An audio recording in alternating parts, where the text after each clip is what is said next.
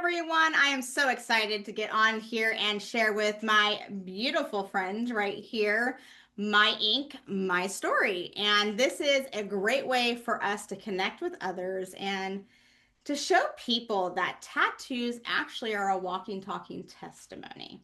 So, if you will, go ahead and share who you are, where you're from, and a little something about yourself. I am Bethany Gassan. I'm originally, I joke and say I am a Alaskan via Kelly.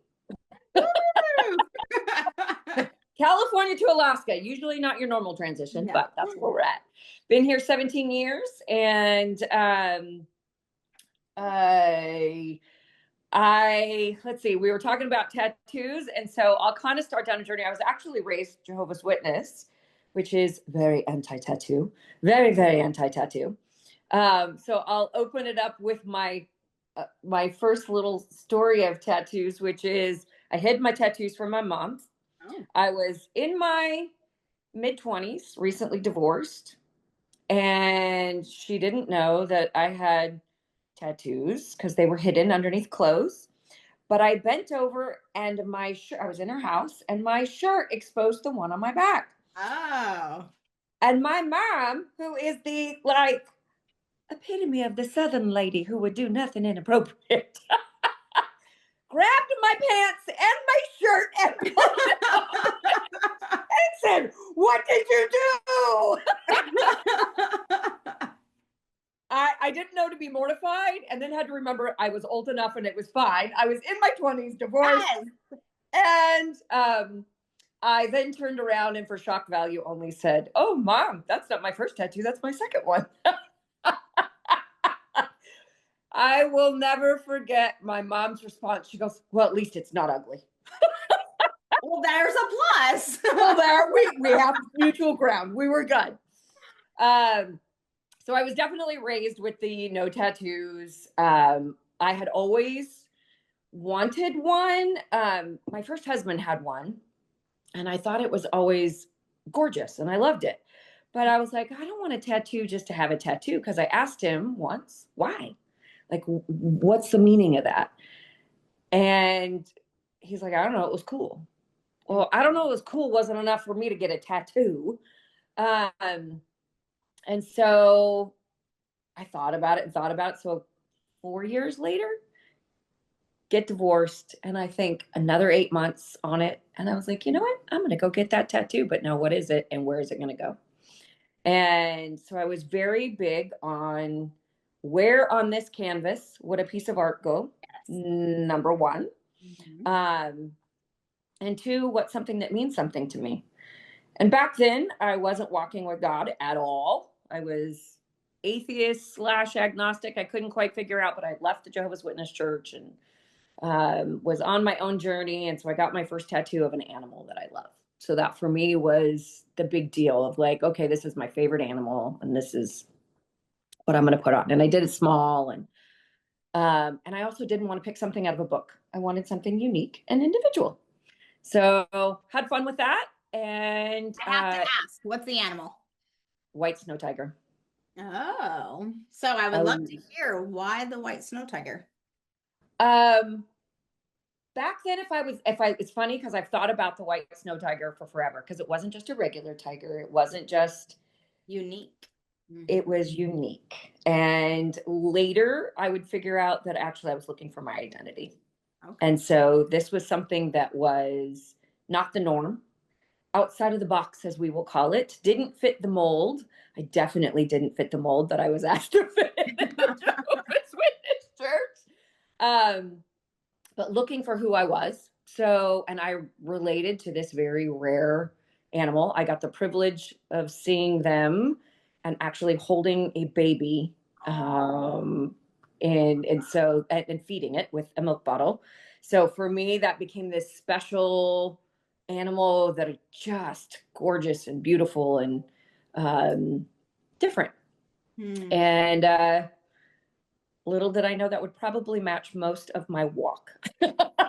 So I might have been a little insight and intuitive back then, even though I didn't know it. I I love how you're saying that though, because you think about it. So some of the history, which you know about the white, they actually they are hidden. They actually are very rare and they're very hard to find. Yes. And there was this gentleman, long story short, he actually, his life was to go do pictures of them and to try to get footage of them. And he could not find, he knew the location, he knew where they were at and all the things. And finally, one day, it gracefully actually allowed him to see it and he was able to get it. And it was like this crazy moment of this bond. They actually made eye contact, even though it was like through a camera and whatnot. He knew. He's like, it is looking at my soul, like, kind of thing. But Yes. if you think about it, it's true due to, God created animals, He created creation. And there are specific things that we are drawn to. Yeah. And for a reason, and like you said, it actually tailored a little bit of your walk, who you are, and it was one of your first tattoos. So I Yeah. see that you have a little bit more on your arm as you have grown. There you go, Wait. all around. And I love it. Are you Yes. going to continue the process? Yes. So I had my second tattoo 8 months after the first one, which is on my Okay. back, which is dolphins. Another experience with animals that I fell in love with. Actually, I've spent time in the water with them. Okay. Um, and then didn't get any more tattoos. I was in corporate America, hard enough field, all male, so Yeah. very poised. And even though I was in an outdoor industry for the first 15 years, I always thought if I showed the tattoos, then I wouldn't, like, I would have someone say they wouldn't want to make a first impression on their own. And back when I started in late 80s, early 90s, that was still the thing, right? Of like tattoos had a meaning and only guys had them that showed. And I mean, all the stereotypical. Mm-hmm. So I retired from corporate America out of the financial district. So um, and instantly started talking to my husband about getting more tattoos. And he kind of looked at me and he never had a tattoo. He doesn't have any. Okay. Well, he didn't, I should say. And he said, "Oh yeah, I don't have a desire for tattoos. I never got one when I was in the military, doesn't it?" I'm like, "It's okay, but are you good? Because this is what I'm gonna do." He's Mm-hmm. like, "You do whatever you want." And so it actually started, and I'll kind of turn this way. This has been done in two sections, and I will probably add to it, but Sunshine. Oh. sunshine. And it started with, so let's see, when I got married to Mac, he has two daughters that were 11 and 16. I don't have natural children of my own, but I have two daughters, as some people call them bonus daughters. They're still my daughters too. Um, and one of the eldest one came to me a couple years ago and actually asked me to adopt her. Oh, And awesome. so beautiful thing. And she said, "I want to get a tattoo." And I had taken her to get her first tattoo, and she is an artist. So Okay. everything for her is art, and she's very, very, very particular. So she has a little tiny tattoo on the back of her neck, and it was her first tattoo. "Mama's, will you take me?" "Yes, I will take you to get your tattoos." So got a tattoo. So she said, "I want tattoos." And I said, "Well, I just don't want matching tattoos because you and I don't have the same art. But what are we going to do?"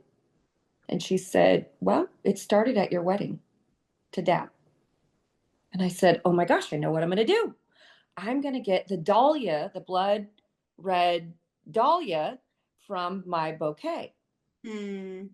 And she said, "That's awesome." She's still thinking about hers, thinking about hers. It's almost a year later. We finally are thinking about moving forward with it. And she says, "I have this flower that I love." And she shows me a picture of the flower, and it is a calla lily. And it's exactly the other flower that was in my bouquet, and she didn't even realize. That's amazing. She's literally your flower. And yeah. Yes. So I did, and I raised dahlias on top of it. So did the dahlia, and all I did was going to put sunshine below it, and I was going to have it be the stem. And she found this artist for us out in Maryland. So I went to go see her in Washington, Okay. or in Virginia, sorry, DC, I was going to say area. And we booked a place in Maryland, and I was going to have sunshine down. And he said, we showed up. He said, I have a little bit of a suggestion for you. A lot of people want to do that, but they can't. They like, you'll see people's head turn sideways because they're trying to read the stem. Mm-hmm. He said, we should do it across. I said, well, that's going to look weird. It needs to have something. He goes, well, I have an idea.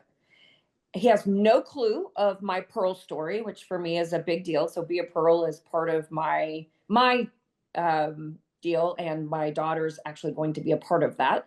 Okay. And originally this said daughter, and he came out with this design that showed a string of pearls. Mm. He has no clue who I am, had no clue. And she looked at me and she goes, Mamas, he did pearls. Like, talk about prophetic moment. Oh And yeah, God uses even those around you, right?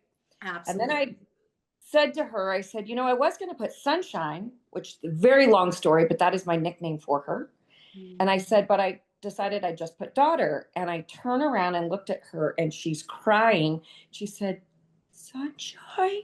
And I said, you need to change the artwork, please. Can you move it to sunshine? So her nickname is Sunshine. This is the representation of the adoption. And then we came back and added artwork with more pearls and just some stuff to start connecting down my arm little by little with some other stuff. So this was the first one second one after almost 30 years.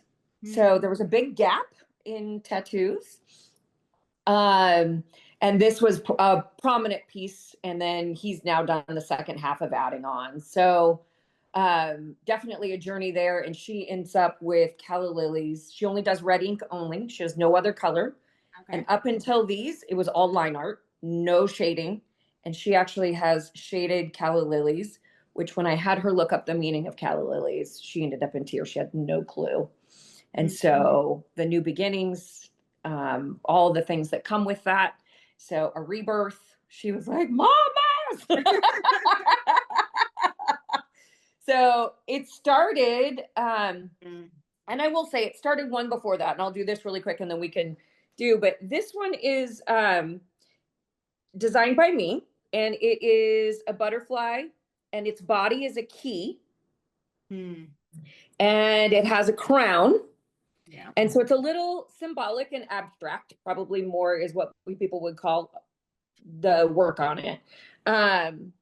But that was actually the very first tattoo after the 30 years. And that I kept seeing the picture over and over and over again after, and I will share maybe beyond some people's beliefs, but taken up to heaven for about 4 months straight, over and over and over again, and through a story. And it started with me um, going up as a child and then walking out being the bride. And that was part of the crown. But he had also taken me through simultaneously. Um, Most people think that butterflies are actually held in a cocoon, and they are not. They're held in a chrysalis, and chrysalis in Greek means gold. Mm. And so he was having very long conversations about letting go of things that he actually gave me in previous seasons that were held me since birth. There Mm. were things that he had actually said, these are yours. But he said their life is now done and it's time for the upgrade. And so the butterfly became that. And then the key, we had always had the key. Him and I have had keys since the beginning, but it was about the key being the body, me being the key to actually unlocking my journey with him and my walk. And so it became this kind of um, abstract art or metaphorical art, as I'll call it, and which I love. Um, and that probably opened up a big deal because my walk with him, first scripture, 30 years ago or 30 years plus, was um, it is the glory of God to conceal a matter, and it is the glory of kings to search it out. And so, though, when I first started reading the Bible, I thought I hated parables. What I didn't realize is that's how he talks to me is all in metaphor, all Yeah. an analogy. And archaeology is my thing. And so digging out the gold and the truth is a big part of my walk. And it's how he teaches me. And so my art is no different. I absolutely love that. And as you guys will hear us say again and again and again with multiple people on here, including me, don't ever put God in a box because he was Nope. never designed to be in a box. So, No. thank you for actually broadening the scope of we are meant to have encounters. We are meant to have moments of intimacy like that. There are things that, once again, just know that God's not in a box and anything and everything you can have a conversation around. So, Yeah. um, I would love for you to anybody that is out there that is wanting to get a tattoo or is wanting to share about their tattoos and they're just afraid to give them a word of encouragement of why they should. Um, well, if all creation is in Christ, then he created beauty. He created art. He gave you an imagination. And we have taken the scripture, in my opinion, much out of context of our body as a temple. Mhm. It is. It's also a landscape. And as God told me when I met my husband, who was an atheist when I met him, and had not ever been really exposed to God, um, and the little he had was not in a healthy way. So he was very much nope. Um, he kept saying to me, he is a clean piece of canvas. And it reminds me that God paints a lot of our pictures. And as a seer and as an artist, um, it's an amazing thing to watch art come to life. If you're getting a tattoo or considering it, to jump outside and get on that other line, I will tell you this: two things matter: timing, because I will tell you, he knows the right time to put art on your body. Mhm. And so I have never hesitated when a picture keeps coming and coming and coming and coming. And it's something for me that when I'm 100, I could still tell a story. Mhm.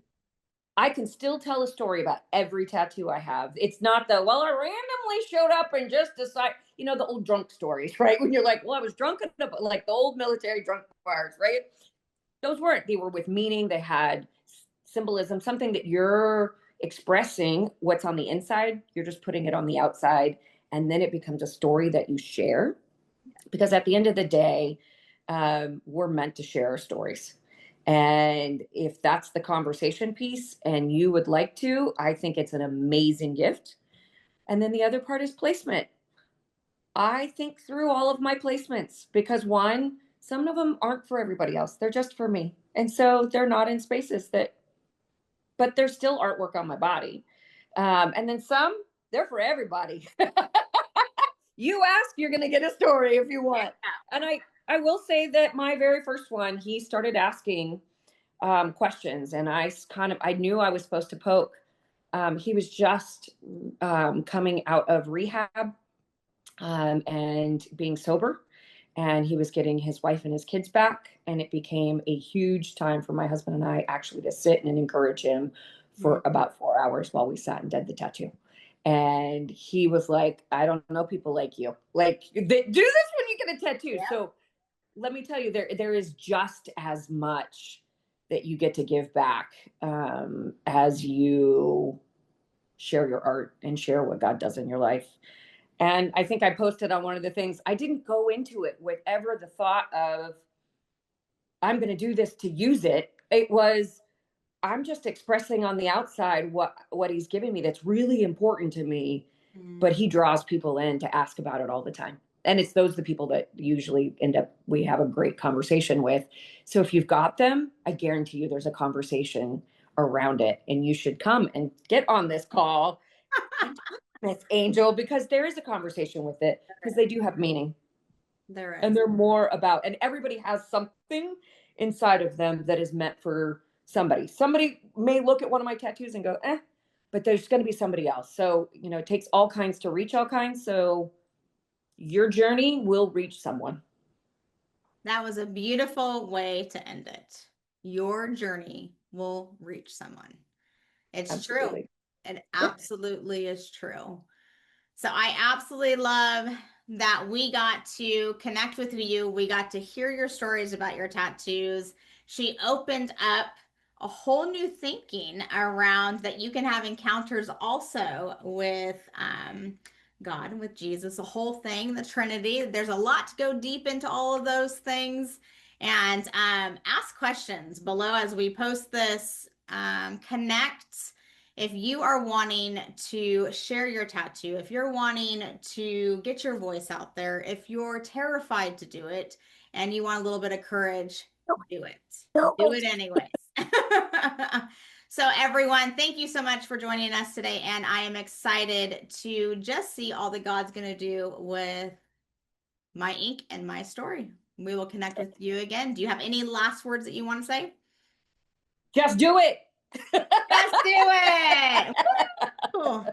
Okay, I would like to ask you one more question before we finish up here. I would love to know, one of my whole reasons of doing this too is I want to build an encouraging community around this. And we want to also be able to encourage you. So, how can we come alongside you? What do you do personally? My husband and I started Tree of Life investing last year. So we plan on, planted our seed money and we started that and hopefully to give back. But in the meantime, God has had me start, in 2024, Be a Pearl.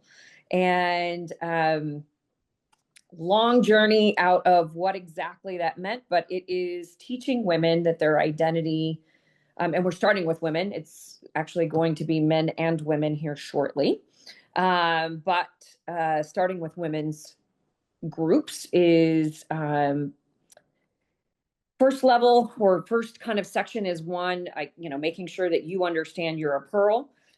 But part of that is we don't actually understand the parables anymore because we have cultured pearls these days and they're a dime a dozen versus what the actual context is of what unique and the beauty and priceless that it is. So relating that back to who he calls us as pearls.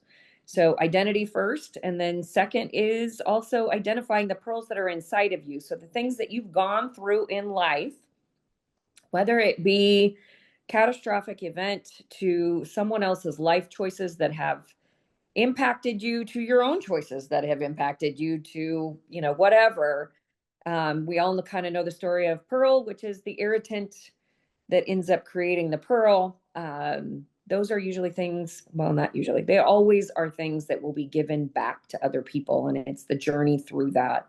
And so helping women not only get to taking those things and turning them into a pearl, not themselves, but allowing the process, and but then identifying what they are to give back.